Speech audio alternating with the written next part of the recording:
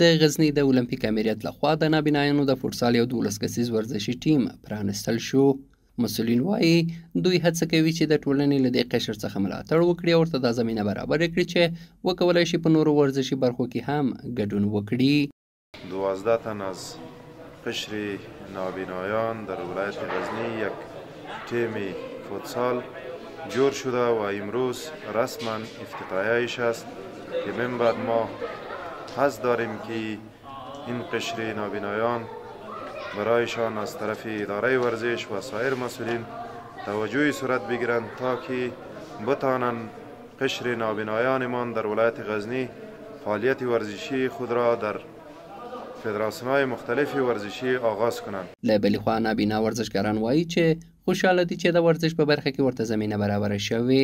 دوی له اړوند ادارو مؤسسو غواړي چې د ژوند په نورو برخو کې هم ورته پاملرنه او همکاري وکړي. ما امروز زیاد خوشحال هستم و افتخار میکنم به اینکه ما امروز برای ما زمینه ورزش و فوتسال آماده شده و ما در اینجا تمرینات خود را ادامه میدهیم به همکاری ریاست المپیک ولایت غزنی. ما از مؤسسات خیریه و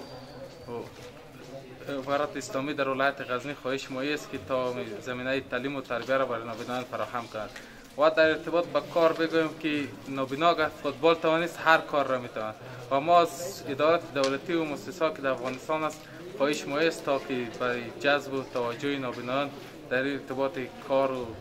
وظیفه کوشش بیشتر کنند. د غزنی ورزشي مسؤلینو په وینا تر دې شو ډیر نابینایان د دوی په اداره کې سخت دي او دا لومړی اقدام دی چې د دوی لپاره د ورزش زمینه برابره شوې ده.